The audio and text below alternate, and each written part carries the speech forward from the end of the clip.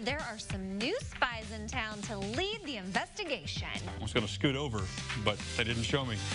Here to share new page-turners that are about women spies from the Champaign Public Library, we have Nanette Donahue. Hi, Nanette. How are you? Doing great. How are you? I'm fantastic, and we've got these spy thrillers, but all of them are women spies. Yes, this is a trend. One of the things that I always look at the library is what are the trends in books? And women spies, this is a huge trend. It's kind of World War II fiction adjacent.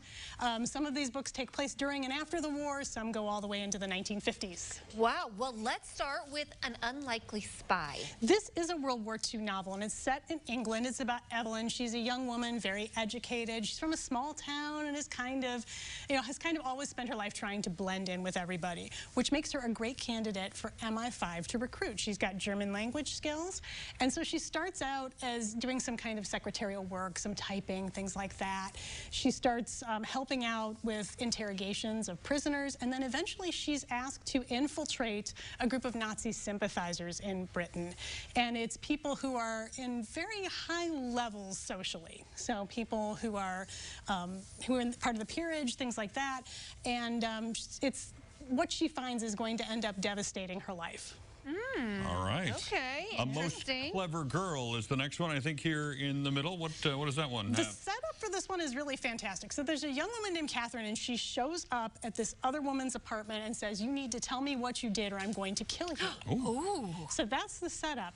Well, it turns out that the woman whose apartment she's at, her name is Elizabeth Bentley, and in the 1930s, she got involved with the Communist Party. And it wasn't because she was really into communism. It was because she had one friend in New York City. Her friend happened to be a member of the party. She went to a meeting and got sucked into the whole thing.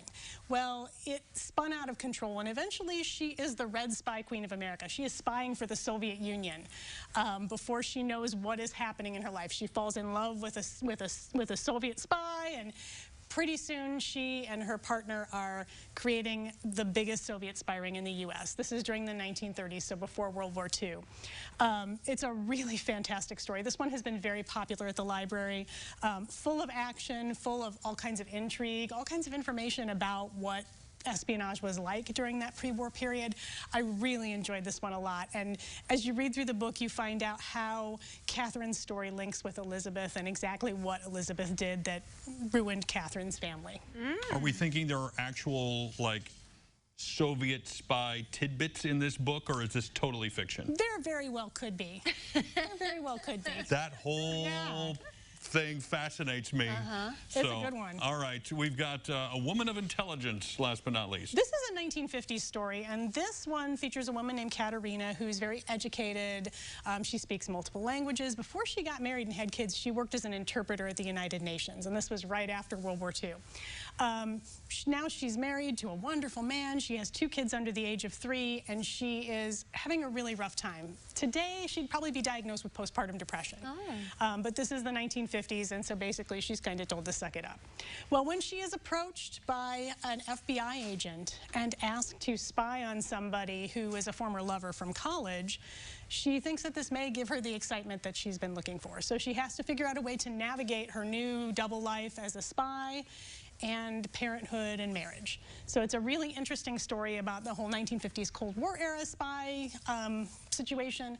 I really thought this was a good one. I love my life. I love what I get to do for a living. But if somebody would approach me and ask me to be a spy, I'm in. So if you work for the FBI, you work for the CIA, Russia, you need help, I'm in. Like, I think that would be the coolest thing ever. So maybe not Russia. Find me. Okay. CILiving.tv. Okay, we've got to talk about some great things happening at the library, starting even this Thursday. Yes. Sounds like we're having some jazz. Some live music in the lobby. We've got a jazz duo performing 5:30 p.m., so come by the library. You should be able to hear it throughout the building. This is the first live music we've had since before COVID, so it's really exciting for us to have live music back at the library again. And then live streamed music coming up as well. Yes, on Sunday. And this is a partnership with the CU Jazz Festival that's going on this weekend. So then on Sunday, we've got a group performing in our AB room, but it's going to be live streamed. So there's no live audience, but you can watch it live. That's at 1 p.m. on Sunday. Okay, how to use Instagram for all those influencers, wannabes out there. This is part of our Social Media 101 series that we've got going on this fall. It is the second installment. The first one was Facebook. Now we're talking Instagram this month.